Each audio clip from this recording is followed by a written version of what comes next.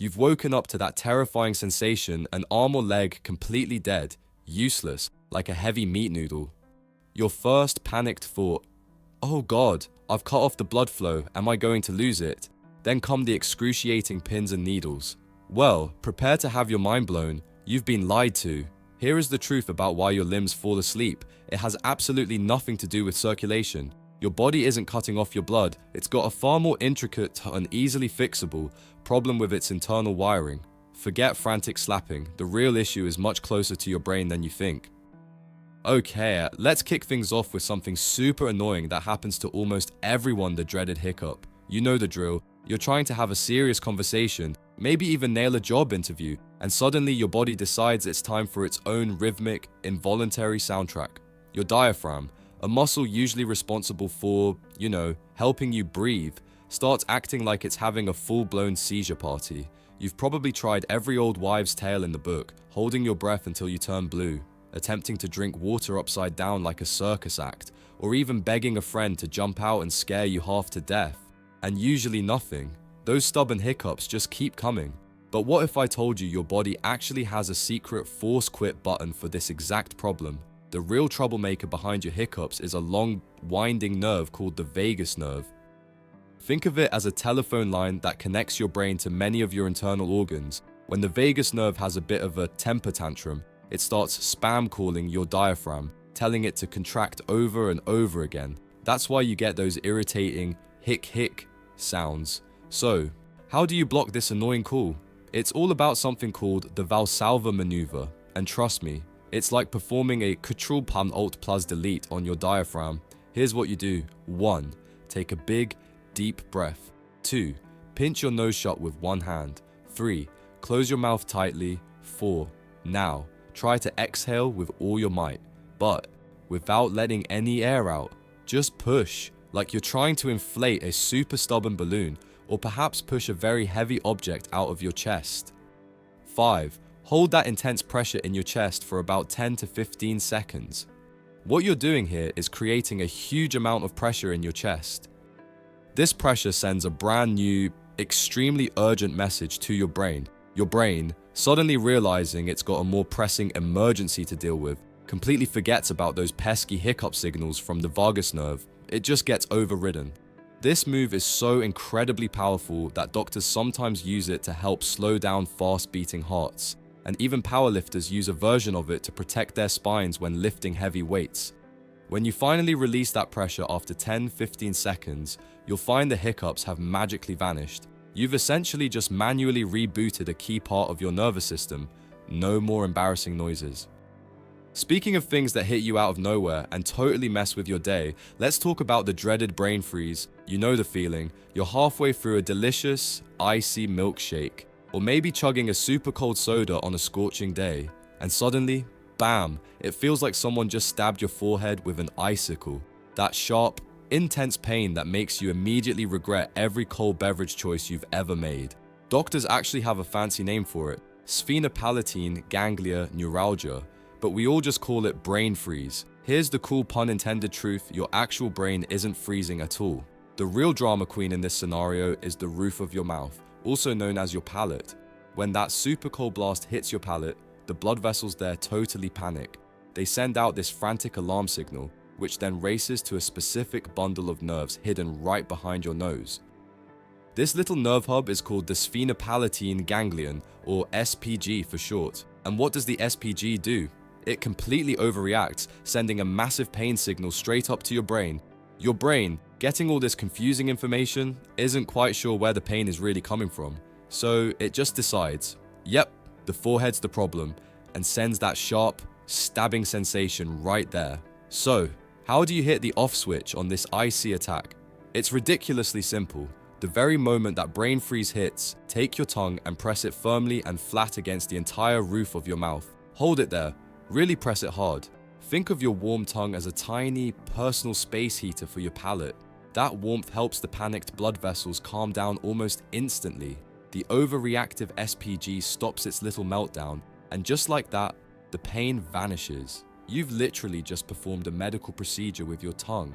No fancy equipment needed. Doctors actually do something similar for people with chronic migraines. sometimes injecting anesthetic to block that very same SPG.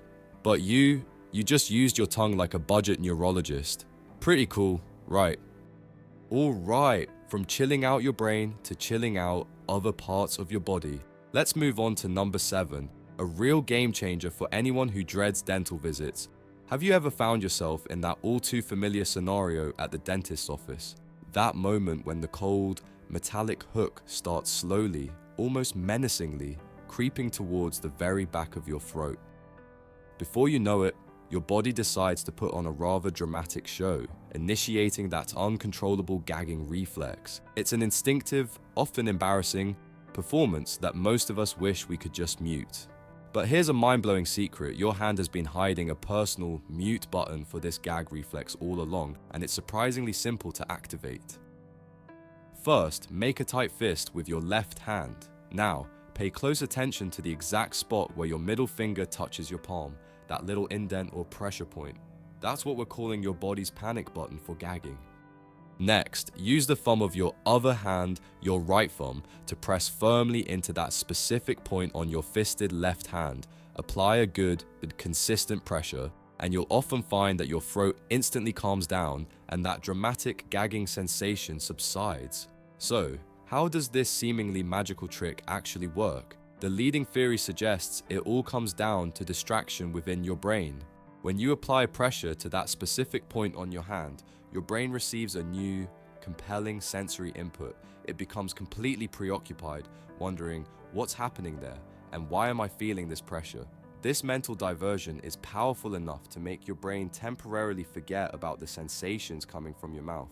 It's kind of like when you accidentally stub your toe really hard, and your immediate instinctive reaction is to clench your jaw or bite your lip to momentarily shift your focus from the pain. Only this hand trick is far more targeted and actually makes a lot of sense from a neurological perspective. Scientists have even tested this. They conducted studies where participants wore a device that pressed on their palm while various instruments were used inside their mouths. And guess what? The technique consistently reduced the gag reflex, proving that this simple hand maneuver is more than just an old wives' tale. You've essentially just given your body a remote control to hit the mute button on its own gagging drama. Alright, from helping you bravely face the dentist to solving another common annoyance. Let's move on to number 6, how to finally wake up that stubborn sleeping limb. Have you ever jolted awake at 3 a.m. and discovered your arm has transformed into a completely useless, limp meat noodle hanging off your shoulder? You try to move it, but nothing happens. It feels like you're trying to control it through a really bad Wi-Fi connection. A wave of panic often sets in, and you might even start slapping it around, only to be greeted by the sensation of 1,000 invisible fire ants having a rave party inside your arm. Most people instantly think, oh no, I've cut off the blood flow. But surprisingly, that's not actually what's happening. The real culprit is that you've just squished your nerve cables. Think of your nerves like tiny electrical wires that transmit signals. When you sleep in a weird, pretzel-like position, you literally put a kink in that cable. The medical term for this temporary numbness and tingling is paresthesia.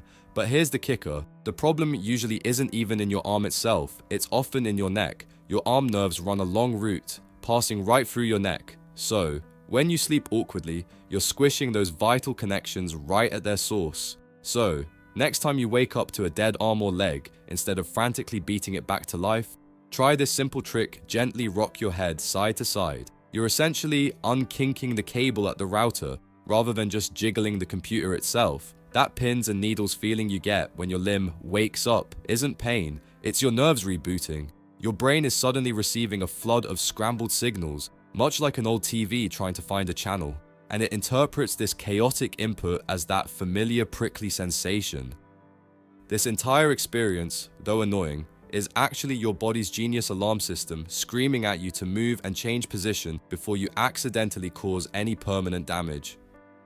Alright, so we've just uncovered how your neck can be the secret culprit behind your numb arm. And speaking of strange bodily reactions, let's move on to number 5, a truly bizarre one: your body's secret cough button hidden away in your ear. Have you ever been cleaning your ears, maybe with a Q-tip, and accidentally pushed it just a little too deep? Suddenly, you feel an uncontrollable urge to cough, almost as if you've swallowed a feather or something is tickling your throat from the inside. Well, congratulations, you've just stumbled upon one of your body's most peculiar and, let's be honest, somewhat useless superpowers. It's officially known as Arnold's nerve cough reflex, and surprisingly, about 20% of people actually have this weird little feature. So, what's really going on? Deep inside your ear canal, there's a tiny nerve called Arnold's nerve. This nerve is like a small side road connected to a much bigger highway of your nervous system, the vagus nerve. The vagus nerve is a super important pathway that runs all the way from your brain to many of your internal organs, including your throat and diaphragm. When you accidentally poke Arnold's nerve with that Q-tip, it immediately tattles to your brain, sending a signal that says, hey, something's happening down here. But here's where your brain gets a little confused. It misinterprets the message, thinking the signal is coming from your throat instead of your ear. And what does your brain do when it thinks something's irritating your throat? Yep, it hits the cough button. It's almost like your ear is playing a prank call on your throat, and your throat falls for it every single time. Imagine your brain as a security guard who hears an alarm go off, but then runs to the wrong building to check what's wrong. This fascinating little reflex is actually named after Friedrich Arnold, a German anatomist who discovered it back in the 1800s. Pretty wild, right? Alright, so we've just uncovered how your neck can be the secret culprit behind your numb arm, and discovered your ear's weird little prank on your throat. Now, let's dive into something that can actually help you chill out when life gets a bit too much. Moving on to number 4, your body's hidden dive mode, which can magically banish stress. You know when you're feeling super stressed, and someone tells you to just splash some cold water on your face? Turns out, that's not just an old wives' tale, it actually works. That's because your body has a secret, built-in dive mode. It's a real biological program, officially called the Mammalian diving reflex, and it's pretty ancient. The moment cold water hits your face, your body goes into full emergency response, triggering some seriously old reflexes. First up, your heart slams on the brakes. That cold water hits a specific nerve that screams a warning to your brain. Your brain then instantly tells your heart to chill out, and your heart rate can drop by as much as 25% almost immediately. Talk about an instant calm. Next, your body starts playing favorites with your organs.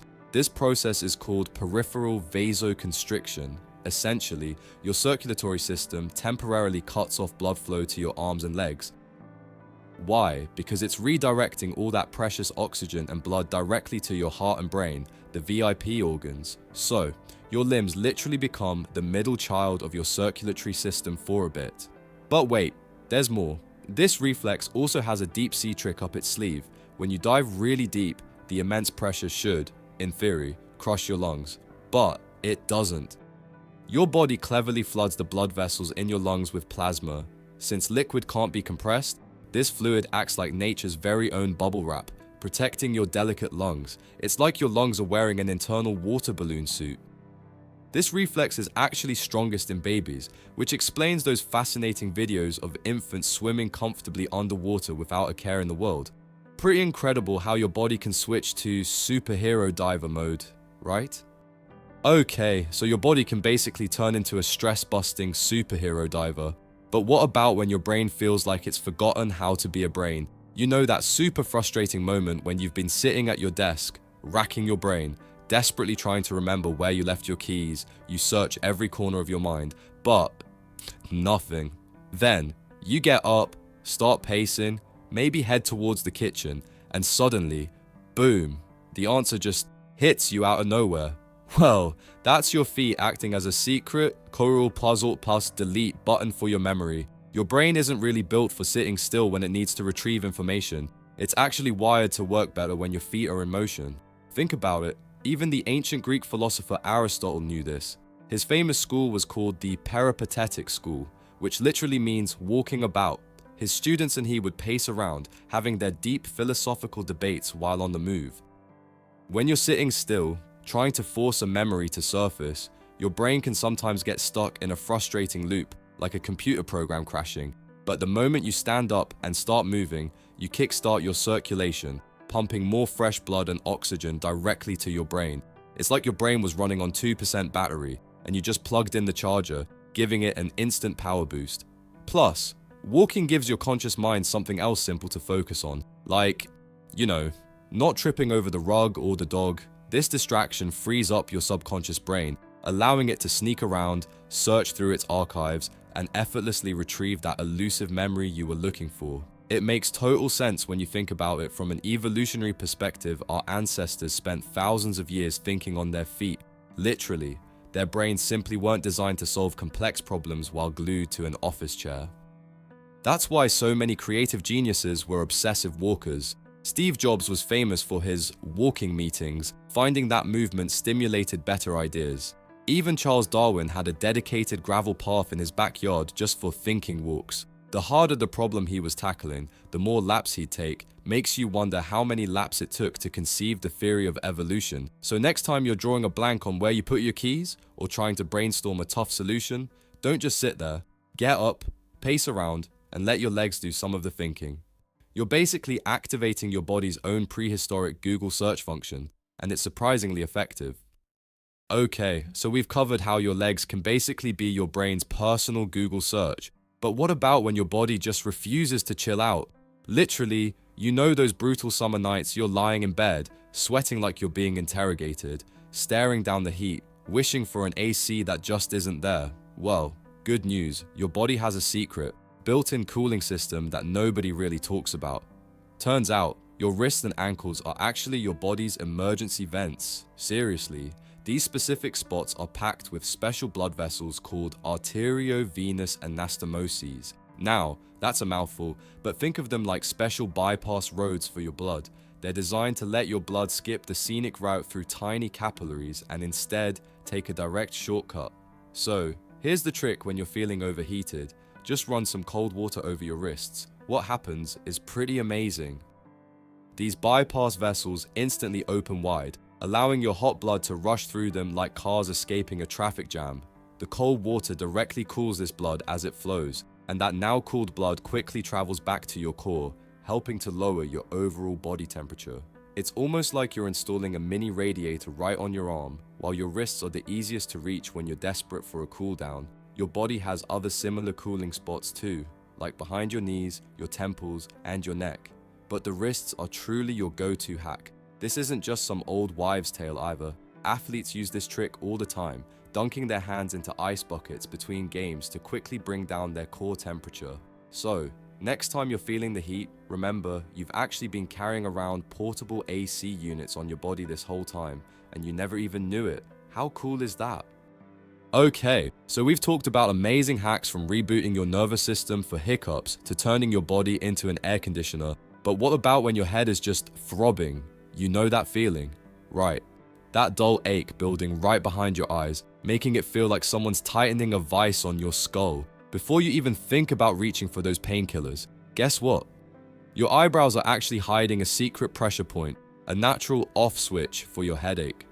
Seriously, take your finger and find that little spot where your eyebrow meets the bridge of your nose. You'll feel a tiny indent there, almost like nature installed a special button just for you. This isn't some new age trick. This is known as the Xanju pressure point, and it's been a go-to in Chinese medicine for thousands of years because it really works. When you press here for about 30 seconds, you're hitting a crucial nerve junction.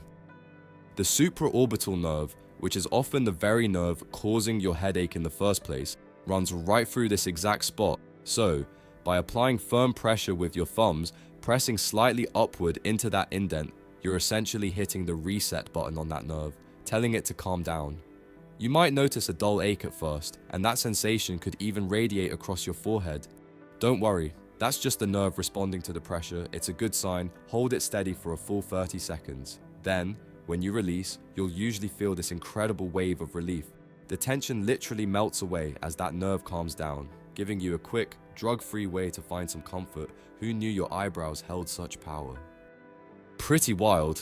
Right, it's always cool to peel back the layers and discover the unexpected truths hiding in plain sight. So, which fact surprised you the most? Let me know. Stay curious. See ya.